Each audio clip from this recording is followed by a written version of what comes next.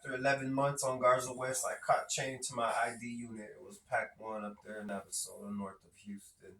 And I met this murderer. He showed me all his paperwork. The A&E network had interviewed him. So he murdered his wife and a couple of other people. And so after 13 years,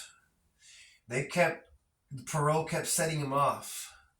And then I hit the dorm, and I had the ability to ask the free world people on the phone, hey, did we make parole? Did this person make parole? Did that person make parole?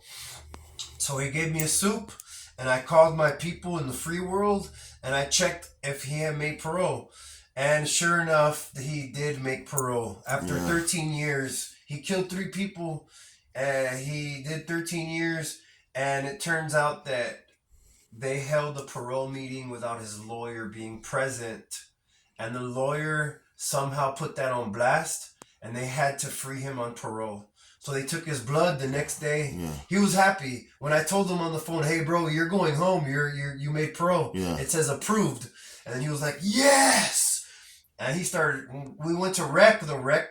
They called us out to go to rec if we wanted to. Mm-hmm. So we went to the yard for 2 hours.